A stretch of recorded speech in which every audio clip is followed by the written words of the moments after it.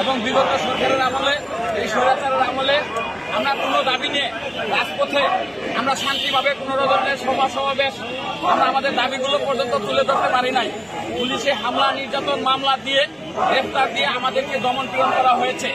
আপনারা জানেন এই বাংলাদেশে শিক্ষার বয়স আমাদের যে আমরা সার্টিফিকেট অর্জন করি এটা অর্জন করতে করতেই বিভিন্ন বিশ্ববিদ্যালয় থেকে কলেজ থেকে সব জায়গা থেকে করতে করতে আমাদের 27-28 বছর লেগে যায়। কিন্তু আমরা লেখাপড়া শেষ করার পরে দেখি আমাদের চাকরির বয়স নাই, 30 বছর পরে ইনভ্যালিড হয়ে যাচ্ছে। আপনারাই বলেন এই 27-28 বছর ধরে লক্ষ লক্ষ টাকা খরচ করে এই মধ্যবিত্ত নিম্ন মধ্যবিত্ত ঘরের লোকজন গরিব এই লোন করা টাকা আরেক টাকা এত কিছু দিয়ে যখন রক্তদান সার্টিফিকেট অর্জন করি ইনভ্যালিড করে দেওয়া হয় তখন মানুষটিকে হত্যা করার চাইতেও কাজে আমি জানি আমরা বলতে চাই আগামী বিশ্বের সাথে তাল মিলিয়ে চলতে হলে আমাদের বয়স সীমার বাধাটা উন্মুক্ত করে দেওয়া দরকার। আসলে বয়সের বাধাই থাকা উচিত নয়। এখানে মাহমুদুর রহমান মান্না ভাই বলে গেছেন বয়সের বৈষম্য কেন থাকবে? যদি কর্মক্ষমতা থাকে, সার্টিফিকেট থাকে, তার দক্ষতা অনুযায়ী সে চাকরিতে প্রবেশ করবে।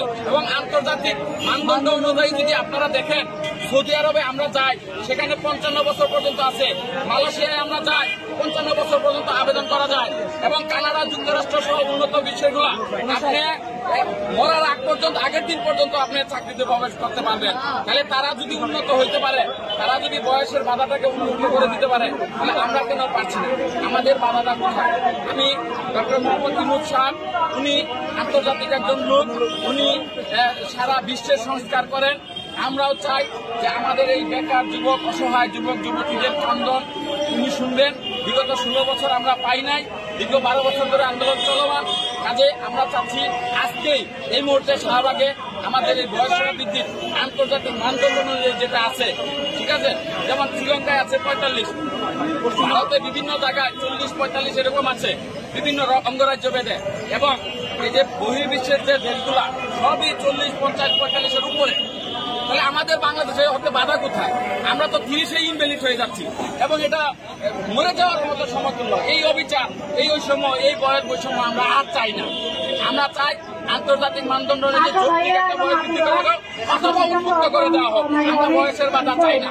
আমাদের এই কর্মক্ষম হাতগুলো, আমাদের ভাইয়ের হাতগুলো, বোনের হাতগুলো আমরা কাজে লাগিয়ে, মেধা যোগ্যতার সঙ্গে কাজে লাগিয়ে বিদেশ থেকে উচ্চতর ডিগ্রি আনার পরেও যেন বাংলাদেশে কাজ করে আমরা খেতে পারি, সেই প্রত্যাশা রেখে সেই বাধাটাকে উন্মুক্ত করে দেওয়া হোক, এই আশাবাদ ব্যক্ত রেখে আমি আমার কথা শেষ করছি। ধন্যবাদ।